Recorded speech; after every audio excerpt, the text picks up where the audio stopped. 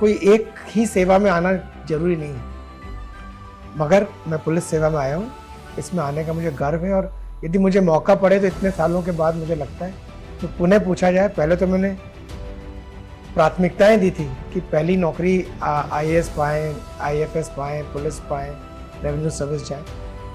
अब जब दोबारा मैं देखता हूँ और कोई अगर मुझसे पूछे कि कौन सी सेवा में जाना चाहते हैं, मैं कहूँगा पुलिस से।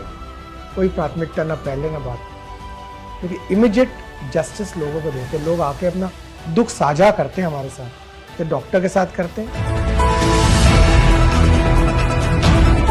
मेरा नाम पीयूष मोरडिया है, मैं अजमेर का रहने वाला हूँ और उत्तर प्रदेश में पुलिस में नौकरी प्राप्त करने के बाद ही आना हुआ।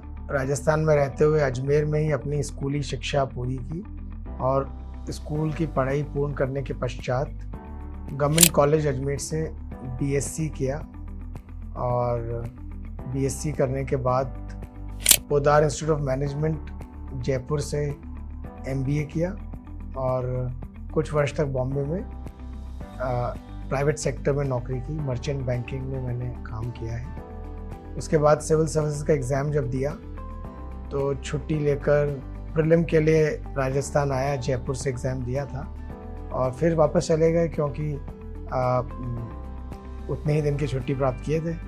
प्रीलिम का रिज़ल्ट आने के बाद दोबारा एग्ज़ाम दिए मेंस और मेरा जब सिलेक्शन हुआ तो मुझे पहली बार में कस्टम्स मिली। उसके बाद मैं फिर एग्ज़ाम जब दिया तो पुलिस सेवा में आया और 1998 बैच का पुलिस सर्विस का मैं अधिकारी हूँ। 12th क्लास पास करने के बाद मुझे permanent service commission naval engineering के थ्रू इंडियन नेवी में मिला था और मैंने जाकर नेवी ज्वाइन भी कर ली थी। नेवल एकेडमी गोवा में रहा और पर जाने के कुछ दिनों बाद जब मुझे पता पड़ा कि सर्विस बॉन्ड है, तब 12वीं के बाद वाला जो दिमाग होता है उससे सोचते हुए मैंने विड्रॉल की एप्लीकेशन लगाई और वापस आया और तब मैंने बीएससी ज्वाइन किया था। जो एमबीए करने के पश्चात मैंने कुछ दिनों तक यूनिवर्सिटी में ऑर्गेनाइजेशन बिहेवियर का पेपर पढ़ाया भी, क्योंकि एग्ज़ाम की तैयारी करना चाहते थे, पर फिर प्राइवेट सेक्टर ज्वाइन कर लिया और बॉम्बे चला गया। नौकरी करते हुए ही एग्ज़ाम दिए और इसलिए किसी प्रकार की कोचिंग करने का मुझे मौका नहीं मिल पाया, ना ही मैंने ऐसी कोई योजना बनाई थी। क्योंकि मैं हमेशा मानता था कि सिलेबस सामने दिया होता है, एम्प्लॉयमेंट न्यूज़ में सिलेबस निकला करता था, उसमें सारे सब्जेक्ट्स की सूची होती थी, सब्जेक्ट्स में क्या क्या कोर्स कंटेंट है वो दिया होता था। कुछ किताबों के नाम मित्रों से और जानकारों से प्राप्त कर लिए, कुछ कहीं मैगजीन में पढ़ लिए। इंडेक्स से प्रीफेस से लेकर आखिरी पेज तक पुस्तक पढ़ता जरूर था, एक बार इसलिए कि और कुछ नहीं तो जानकारी हासिल हो जाएगी कि इसमें क्या दे रखा है। जो ऑप्शनल सब्जेक्ट्स हैं उनके बारे में भी, चूँकि मैंने बीएससी की थी मगर फिज़िक्स केमिस्ट्री में लेना नहीं चाहता था और एमबीए किया था मगर प्रीलिम में मैनेजमेंट होता नहीं था, तो मैंने पब्लिक एडमिनिस्ट्रेशन प्रीलिम्स में रखा, क्योंकि लोगों ने बताया और फिर बाद में मैंने पाया कि पब्लिक एडमिनिस्ट्रेशन का काफ़ी सारा कोर्स मैनेजमेंट से सिमिलर होता है। तो ऐसे मैंने पब्लिक एड प्रीलिम में लिया और पब्लिक एड लेने के बाद मैंने प्रीलिम दिया। और चूँकि प्रीलिम्स में पब्लिक एड लिया था और मैं तो हमेशा यही मानता था कि किसी सब्जेक्ट को पढ़ते तो तकरीबन पूरा सब्जेक्ट पढ़ ही लेना चाहिए, तो प्रीलिम में जो पढ़ा वही मेंस के लिए भी पढ़ा, उसी किताब को दोबारा पढ़ लिया मेंस के लिए और जो है मेंस का एग्ज़ाम पब्लिक एड में दिया। दूसरा सब्जेक्ट मैंने, हमें एक मित्र ने बताया कि ज्योग्राफी में मैप का क्वेश्चन आता है जिसमें पूरे नंबर आ सकते हैं, तो ये देखते हुए ज्योग्राफी पढ़ना शुरू किया। 10th तक पढ़ा भी था स्कूल में, चूँकि 10th तक होती है, तो दूसरा सब्जेक्ट मैंने ज्योग्राफी रखा। बड़ा इंटरेस्टिंग सब्जेक्ट है, अभी भी मुझे बड़ा ज्योग्राफी पढ़ने में रुचि उसके बाद से डेवलप हुई। कोई ना कोई किताब ज्योग्राफी की पढ़ता रहता हूँ क्योंकि शौक है। तो ये दो मेरे ऑप्शंस थे और इन्हीं दोनों ऑप्शंस में मैंने एग्ज़ाम दिया। एक बार मेरी 246 रैंक आई, 246, और दूसरी बार मेरी 126 रैंक आई और मुझे जो भारतीय पुलिस सेवा में सिलेक्शन हुआ और मैंने आईपीएस ज्वाइन की। 98 बैच का हूँ और तब से मैं उत्तर प्रदेश में कार्यरत हूँ। देखिए, मेरा सर्वप्रथम तो ये मानना है कि जो भी व्यक्ति परीक्षा देना चाहता है, एग्ज़ाम देना चाहता है, वो ये जान ले कि इसको पास करने का कोई एक फार्मूला नहीं है। कोचिंग जाकर कोचिंग अटेंड करके भी आप एग्ज़ाम पास कर सकते हो। कोचिंग बड़ी महंगी हो गई है और इस देश में मिडिल क्लास लोग, मेरे फादर प्रोफेसर थे और जो है कॉलेज में पढ़ाते थे, मदर भी स्कूल में, माँ भी मेरी स्कूल में पढ़ाती थी। तो हम लोग इस प्रकार के खर्चे करने से पहले कई बार सोचते थे कि भाई किताब भी है, कोर्स भी सामने पड़ा हुआ है, ऐसी क्या बात है जो वहाँ जाकर हम जानेंगे। मैं ऐसा नहीं कहता कि कोचिंग नहीं लेनी चाहिए, पर मैं ये कहता हूँ कि कोचिंग लेकर ही हो सकते हो, ये धारणा भी गलत है। तो अब मैंने डायरेक्ट दे दिया। लोग कोचिंग भी करते हो, चाहे बिना कोचिंग के देते हो, पर यदि आपने कोई विषय लिया है, सब्जेक्ट लिया है, तो वैसा ले जो पढ़ते हुए आपको आनंद की अनुभूति होती हो, जो पढ़ने का आपको मन करता हो। आपने एंथ्रोपोलॉजी ली, इन्होंने कहा एंथ्रोपोलॉजी में नंबर बड़े अच्छा आ रहे हैं, वो पढ़ लो, और कल से मैं एंथ्रोपोलॉजी पढ़ना शुरू कर दिया। ये बात मैं व्यक्तिगत तौर पे गलत मानता हूँ। जिसका आपका बेसिक बेंट ऑफ माइंड नहीं है, किसी का दिमाग कैलकुलेशंस पे ध्यान देता है, मैथमेटिक्स अच्छी लगती है, कोई फिजिक्स में अच्छा होता है, कई लोगों को जो है हिस्ट्री पढ़ना पसंद है। तो जिस सब्जेक्ट को आप पसंद करते हो वो लो, ना कि इसलिए लो कि आपके बड़े भाई ने पिछले साल वो लिया था या आपके पड़ोसी ने वो लेकर सेकंड रैंक लिया था। क्योंकि हम सबकी जो कॉन्फ़िगरेशन है दिमाग की, और जो सब्जेक्ट जो हम पढ़ते हैं वो उस पर डिपेंडेंट होता है, हमारे एप्टीट्यूड पे डिपेंड करता है। तो मैंने तो ये देखते हुए लिया कि मुझे ज्योग्राफी पढ़ते हुए अच्छा लगने लगा, कोई साइंस नुमा लगी पढ़ते हुए, एक पेज पढ़ते थे दूसरे पेज पढ़ने की इच्छा होती थी और समझने वाली बात थी। लिखना एक और बात जो मैं कम से कम मैंने देखा अपने साथ कि अपनी भाषा में जवाब लिखता हूँ। अपनी भाषा से मतलब हिंदी इंग्लिश की बात नहीं कर रहा मैं, वो तो लैंग्वेज है ही। अब भाव जो है वो समझ में आना चाहिए, पर जवाब लिखते समय किसी लेखक की या किसी पुस्तक की वाली लिखी हुई बात को रिप्रोड्यूस करना जरूरी नहीं है। भाव आपको समझ में आ जाए, फिर आप अपनी समझ को ट्रांसलेट करो आंसर शीट में। तो मेरा तो यही तरीका मुझे लगता है, और यही मैं अपने बच्चों को भी समझाता हूँ कि भाई ऐसे ही कोई धारणा मन में मत पालो कि कोचिंग ही लेनी है या जो है किसी के पढ़ाने से ही आप पढ़ सकते हो। यदि पुस्तक उपलब्ध है, आपके पास में कोर्स कंटेंट भी है, आपको पढ़ने में मज़ा भी आ रहा है, तो आप बिल्कुल शुरू कर लीजिए, एग्ज़ाम क्लियर होगा। डिस्करेज किसी के कहने से नहीं होना चाहिए। अक्सर इस परीक्षा में कभी कभी लोग मिलते हैं जिनसे जब आप बात करते हो वो कहते हैं क्या कर रहे हो, आप बताते हो कि मैं सिविल सर्विस की तैयारी कर रहा हूँ, तो वो तुरंत कहते हैं तो नेशनल हॉबी है, तुम भी इसमें पढ़ जाए। या वो अपनी कॉम्पिटेंस के आधार पर आपकी कॉम्पिटेंस को जज करते हैं, जो गलत है। क्योंकि हम सबकी कॉम्पिटेंस लेवल जो है अलग अलग हो सकती है, हम सबकी लेवल ऑफ डिटर्मिनेशन भी अलग अलग हो सकती है। मुझे कोई अधिकार नहीं है कि मैं आपको जज करके आपको कह दूं नहीं यार तुम ये सब्जेक्ट मत लो, तुमसे नहीं हो पाएगा। ये मैं कैसे कह सकता?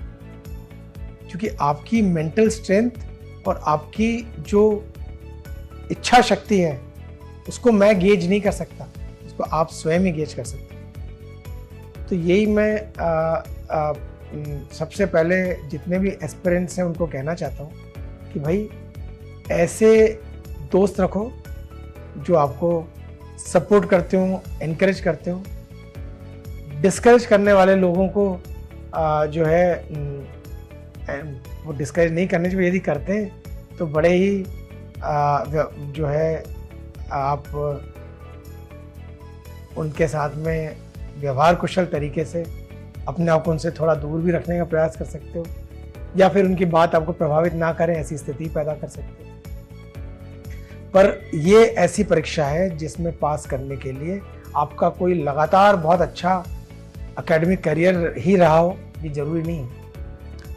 और ऐसी भी है कि ये पढ़ाई करने के पश्चात आप इसमें ना भी हो तो भी आपका लेवल ऑफ अंडरस्टैंडिंग और नॉलेज बहुत ज़्यादा बढ़ जाता है और जीवन के हर क्षेत्र में बाद में भी काम आता है। ऐसी भी ये नौकरी नहीं है कि जिसको अगर आपने नहीं पाया तो आपका नुकसान हो गया, सब कुछ लोग सोचते हैं जैसे बहुत बड़ा लॉस हो गया, ऐसा भी नहीं। ये भी एक भूमिका है जिसका निर्वहन हम करते हैं, और यदि आप करना चाहते हो तो उसको आप परीक्षा देकर बिल्कुल उस भूमिका को पा सकते हो। पर मान लीजिए किसी वजह से हम क्लियर नहीं कर पाते, तो ये हमारी नॉलेज और हमारी कॉम्पिटेंस का द्योतक भी नहीं है। बहुत सारे ऐसे लोग हैं जो इस एग्ज़ाम में अच्छा नहीं किए परंतु जीवन में बहुत अच्छा कर लिए। बहुत सारे ऐसे लोग भी हैं जो अन्य क्षेत्रों में चले गए, इस परीक्षा को भी देते तो पास कर लेते। एक्सेल करने के लिए कोई एक ही सेवा में आना जरूरी नहीं है, मगर मैं पुलिस सेवा में आया हूँ, इसमें आने का मुझे गर्व है। और यदि मुझे मौका पड़े तो इतने सालों के बाद मुझे लगता है तो पुनः पूछा जाए। पहले तो मैंने प्राथमिकताएं दी थी कि पहली नौकरी IAS पाएँ, IFS पाएँ, पुलिस पाएँ, रेवेन्यू सर्विस जाए। अब जब दोबारा मैं देखता हूँ और कोई अगर मुझसे पूछे कि कौन सी सेवा में जाना चाहते हो, मैं कहूँगा पुलिस सेवा। कोई प्राथमिकता ना पहले ना बाद, क्योंकि इमीडिएट जस्टिस लोगों को देते, लोग आके अपना दुख साझा करते हैं हमारे साथ। जब डॉक्टर के साथ करते हैं वैसे पुलिस अधिकारी के साथ भी करते हैं। तो ये, और हमारे सिपाही से लेकर sub inspector, inspector, deputy SP, उसके ऊपर के तमाम अधिकारी, हर व्यक्ति को रोजाना इस नौकरी में 2-4-5 मिनट का भगवान बनने का मौका मिलता है। क्योंकि जिस आदमी की समस्या का आप समाधान कर देते हो, जिसके जीवन के सबसे बड़े दुख से वो गुजर रहा होता है, वो 100 यूनिट अगर परेशानी लेकर हमारे पास आता है और हम उसे 90 करके भेज देते हैं, तो ये बहुत बड़ा काम है। प्राइवेट सेक्टर में रह के ये काम नहीं अक्सर हम कर पाते। जैसे कि मैं तो प्राइवेट सेक्टर में काम किया, मैंने देखा कि जब हम ऑफिस से निकलते हैं, ऐसा नहीं कि हम किसी काम को अंडरमाइन कर रहे हैं, बताना चाह रहा हूँ कि वहाँ पर रहते हुए अक्सर व्यक्ति अपने कार्य की बदौलत, तो नौकरी की बदौलत सिर्फ स्वयं के लिए काम कर रहा होता है। किसी बैंक में काम कर रहा है, किसी फाइनेंस कंपनी में काम कर रहा है, किसी मल्टीनेशनल में काम कर रहा है, अच्छा वेतन पा रहा है तो अपनी वेकेशन की सोचता है, अपने घर की सोचता है, अपना तमाम अमेनिटीज़ के बारे में सोचता है, अपने बैंक बैलेंस के बारे में सोचता है। बताता लोगों को, माँ बाप बताते हैं कि साहब हमारा बच्चा अच्छा कर रहा है, अब इतने लाख का पैकेज पा रहा है। वो पैकेज पाने के पश्चात वो इस बार वहाँ गया था, वहाँ गया, जो भी कर रहा है व्यक्ति अपने लिए कर रहा है। इन सेवाओं में आने के बाद हमारे होने की वजह से, हम सबके इन सेवाओं में होने की वजह से अन्य लोगों को भी बहुत लाभ होता है। आप जब किसी अत्यंत मुश्किल से गुजर रहे हुए व्यक्ति को, किसी की हत्या हो गई, लूट डकैती अपहरण, किसी के बच्चे के साथ किसी ने कुछ अनर्गल कृत्य कर दिया, ये कहना चाहिए कि कुछ किस्म का अपराध कारित कर दिया, महिलाओं के साथ अपराध हो गया, तो वो लोग जब हमारे पास आते हैं या पुलिस के किसी भी कार्यालय में जाते हैं तो इस अपेक्षा के साथ जाते हैं कि जो कुछ उनके साथ घटित हुआ है उसको ठीक करने की, उनको समाधान प्रदान करने की हम कोशिश करेंगे। By virtue of the authority given to this post, because of this service, we are in a position to provide solution to that problem, to provide relief to a victim which is not otherwise possible. तो इन कामों को करने के लिए police में रहकर प्रत्येक व्यक्ति को ऐसे अनगिनत मौके इस देश में मिलते हैं। जिस प्रकार का जो पुलिस को अथॉरिटी भी है और लोगों में एक्सेप्टेंस भी है इस देश में, वैसी अन्य देशों में वो जरूरी नहीं है। हमारे यहाँ पर जैसे एक बार स्टील अथॉरिटी ऑफ इंडिया का एक एडवर्टाइजमेंट होता था, बहुत साल पहले हमने बड़े से बोर्ड पर लिखा देखा था, there is a bit of SAIL in everybody's life. जो स्टील अथॉरिटी ऑफ इंडिया बनाती है वो किसी न किसी तरीके से हर इंसान के जीवन को छूता था। घर में बाल्टी से लेकर आपके यहाँ सैनिटरी वो जो नल इत्यादि लगते हैं, चाहे चिटकनी लगती है, जगह जगह स्टील, गाड़ी जिसमें आप चलते हो स्टील का इस्तेमाल होता था, वो स्टील अथॉरिटी ऑफ इंडिया में बनता था। ऐसे ही भारत में हर व्यक्ति का किसी न किसी तरीके से पुलिस से भी वास्ता पड़ता है। चाहे आप अपना पासपोर्ट बनाते हो, चाहे सड़क पर चलते हो, चाहे ट्रैफिक आप जो देखते हो रोड पे, जो जहाँ गाड़ी पार्क करते हो, चाहे घर में कोई घटना घटित हो जाती है, चाहे पुलिस वेरिफिकेशन होता है नौकरी के समय, चाहे अपराध कारित हो जाता है, एक्सीडेंट हो जाता है, हर जगह पर कोई किसी की जमीन पर कब्जा करने की कोशिश करता है, कोई गुंडागर्दी करने की कोशिश करता है, कोई किसी की रैगिंग करने की कोशिश करता है। हर जगह पर हस्तक्षेप करने से पुलिस काफ़ी रिलीफ लोगों को दे सकती है। और यदि आप उस रिलीफ देने वाली व्यवस्था में इंस्ट्रूमेंटल होना चाहते हो और पुलिस में आते हो, तो आपको भी वो संतुष्टि मिलने के तमाम मौके मिलते हैं, जो कि मुझे लगता है। हमारे चैनल के साथ जुड़ने के लिए सब्सक्राइब करें और बेल नोटिफिकेशन दबाना ना भूलें।